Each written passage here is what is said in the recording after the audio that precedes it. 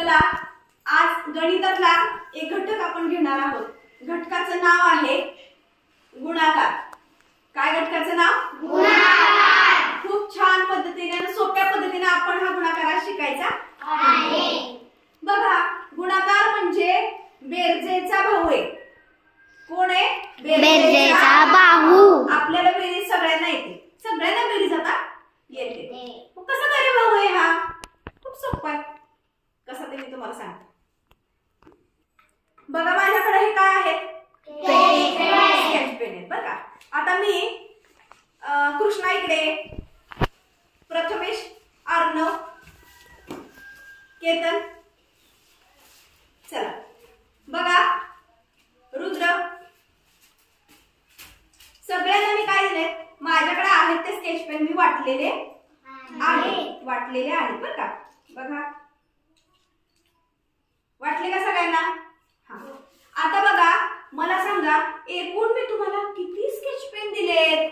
एकूण म्हणल्यावर तुम्ही काय करणार रे लगेच? बेरीज। अगदी बरोबर। मग बेरीज करताना आपण काय म्हणणार? प्रत्येकाला मी आधी सांगा किती किती स्केच पेन दिलेत? 2। दाखवा मला। Very good. आता बघा मी बेरीज कशी करणार? 2 म्हणजे 1 2 3 4 5 6 7 8 9 10। किती झाले? 10। हे मी 2 स्केच पेन दिले म्हणून ठीक आहे, पण याच्या ऐवजी जर मी 6 स्केच पेन प्रत्येकाला वाटले असते तर मला बेरीज करायला किती वेळ लागला असता?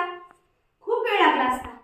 मग या ठिकाणी आपण बेरजेची जी क्लिष्टता आहे किंवा बेरजेला जाणारा जो वेळ आहे तो वेळ कमी करण्यासाठी म्हणून आपण गुणाकाराची क्रिया शिकणं फार महत्त्वाचं आहे। म्हणून बेरजेचा भाऊ कोण आहे?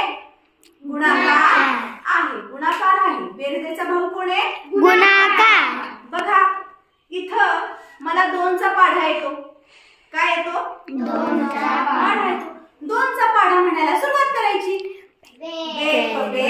बे दोन्ही 4, बे त्रिक 6, बे चौक 8, बे पंचे 10। आधी उत्तर बेरजेचं काय आलं होतं? 10। आता काय केलं? आता उत्तर किती आलं? 10। पण किती सोपं झालं?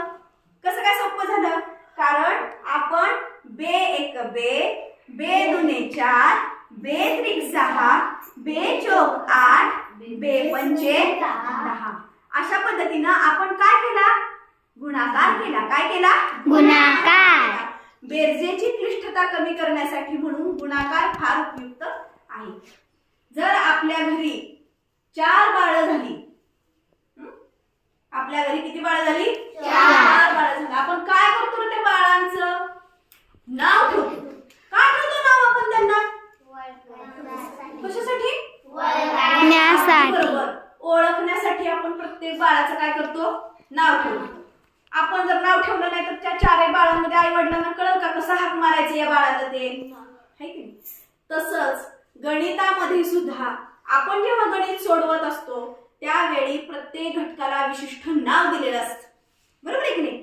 आपण आपल्याला जसं नाव देतो, वस्तूंना नाव देतो, टेबल, खुर्ची, पेन, पेन्सिल, तसंच प्रत्येक घटकाला सुद्धा काय दिलेलं असतं गणितातल्या? गुणाकारामध्ये पण 3 घटक आहेत। त्या 3 घटकांना काय नावं दिली आहेत ती आपण बघणार आहोत। बघा चला मी आता तुम्हाला एक गणित दाखवणार आहे। बघा हे गणित दिसतंय का? हो। याच्यामध्ये आपल्याला 3 संख्या दिसतात। किती संख्या दिसतायत? 3। बघा वरती एक संख्या आहे, खाली एक संख्या आहे। या वरच्या संख्येला खालच्या संख्येनं गुणलेलं आहे। काय केलेलं आहे? गुणलेलं आहे। हे गुणाकाराचं काय आहे? चिन्ह आहे। गुणाकाराचं चिन्ह। बघा याच्यातली जी वरची संख्या आहे तिला नाव दिलेलं आहे। काय नाव दिलंय? गुण्य। ज्या संख्येला आपल्याला गुणायचे त्या संख्येला म्हणायचं गुण्य। ज्या संख्येनं आपण गुणणार आहोत ती संख्या आहे गुणक। आणि शेवटी या 2 संख्यांचं गुणाकार केल्यानंतर आपल्याला जे उत्तर येतंय ते आहे आपला गुणाकार। बघा लक्षात ठेवण्यासाठी एक सोपी क्लुप्ती मी तुम्हाला यावेळी सांगते। गुण्य आहे 2 अक्षरी, गुणक आहे 3 अक्षरी, गुणाकार आहे 4 अक्षरी। लक्षात ठेवताना डोळ्यामध्ये थोडंसं हे गणित आठवायचं। दिसत नाही की कशाला काय म्हणायचे. गुण्य, गुणक, गुणाकार 2, 3, 4. आपण लक्षात ठेवण्यासाठी ही क्लुप्ती थोडीशी आपल्याला उपयोगी पडणार आहे, कारण हे ग आणि न प्रत्येक ठिकाणी सेम आहे. ग आणि न, ग आणि न, ग आणि न, म्हणून आपल्या डोळ्यामध्ये हे शब्द सारखे वाटतात. याच्यासाठी ही क्लुप्ती लक्षात ठेवायची. वरती 2 अक्षर आहेत, खाली 3 अक्षर होतात आणि त्याच्या खाली 4 अक्षर होतात. ही आपली आजची क्लुप्ती आहे. गुण्य, गुणक, गुणाकार. गुण्य वरती आहे, ज्या संख्येला आपल्याला गुणायचे ती वरती संख्या, ज्या न गुणणार आहे ती म्हणजे गुणक संख्या, आणि जे येतंय ते उत्तर आहे ते आहे गुणाकार. ठीक आहे, काही अडचण नाही. तर मग आता बघूया आपण हा जो गुणाकार आहे या गुणाकाराचे 4 घटक महत्वाचे आहेत. ते कुठले घटक आहेत ते आता आपण पाहणार. गुणाकार कसा करायचा इथून मी शिकवायला सुरुवात करते. गुणाकार जर शिकायचा असेल तर 10 पर्यंत कमीत कमी पाढे येणं फार गरजेचं आहे. पाढ्याशिवाय गुणाकार येणारच नाही. चला तर मग आता आपण सुरुवात करूया. बघा, ही संख्या आहे 6 गुणिले 2. गुण्य, गुणक येणार आहे, उत्तर ते आहे गुणाकार. मला बघा, हा गुणाकार आपल्याला करायचा आहे. या ठिकाणी बेचा पाडा आपल्याला 6 पर्यंत म्हणायचा. बेसख 12. बेसख 12. उत्तर आलं 12. हा आपला गुणाकार. वरचा पाडा खालीपर्यंत म्हणा, खालचा पाडा वरपर्यंत म्हणा, कुठलाही पाडा म्हटला तरी उत्तर तेच. गुणाकार करताना जर 0 आलं म्हणजे 0 जर गुणायचं असेल तर गुणाकाराचं उत्तर 0च आहे. केतन किती उत्तर येतं? 0. 1 गुणिले 0 असलं उत्तर किती येणार? 0. 10,000 गुणिले 0 असेल तर उत्तर किती येणार? 0. 25,000 गुणिले 0 असेल उत्तर किती येणार? 0. 3,547 गुणिले 0 उत्तर किती येणार? 0. बारकी संख्या असू दे, मोठी संख्या असू दे, कुठल्याही संख्येला 0 न गुणलं उत्तर किती येणार? 0. आपला गुणाकाराचा हा झाला पहिला नियम. कुठल्याही संख्येला 0 न गुणलं उत्तर येणार आहे 0. आपला त्यानंतरचा नियम आहे, कोणत्याही संख्येला 1 न गुणलं तर उत्तर किती येणार आहे? तीच संख्या. उत्तर किती येणार आहे? तीच संख्या. 1 गुणिले 1 1. 5 एके 5. 27 एके 27. 50 एके 50. 10,000 एके 10,000. 2 लाख एके 2 लाख. 9,999 गुणिले 1 म्हणजे किती? 9,999. कोणत्याही संख्येला जर 1 न गुणलं तर उत्तर किती येतं? तीच संख्या. हा नियम नेहमी लक्षात ठेवायचा. पाड्यामधले पाडा पाठ करताना सगळ्यात पहिल्या नंबरचा पाड्यामधलं जे अंक असतात ते पाठ कधीच करायला लागत नाही, कारण आपल्याला माहिती बे एक बे, 3 एके 3, 25 एके 25, 27 एके 27, 50 एके 48 एके 48. अवघड नाही, कारण ज्या संख्येचा पाडा आहे त्याच संख्येचं उत्तर तिथं येत आहे. चला पुढचं बघूया. आता मगाशी बोलता बोलता हा नियम मी सांगून गेले होते. काय नियम आहे? जसं बेरजेमध्ये दोन संख्येची आपण बेरीज करत असतो, ती बेरीज खालून वर करा किंवा वरून खाली केली तरी उत्तर तेच येतं. तसाच नियम हा गुणाकाराला आहे. वरनं खाली गुणाकार करा, खालनं वर गुणाकार करा, उत्तर तेच. बे पंचे 10 आणि 5 दुने 10.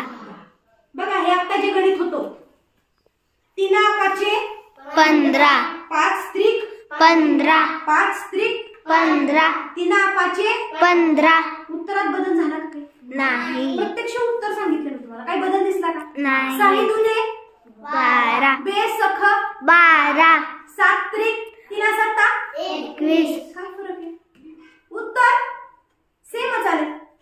शेवटचा नियम मी तुम्हाला सांगते. हा थोडासा शिष्यवृत्तीसाठी वापरला जाणारा प्रश्न आहे.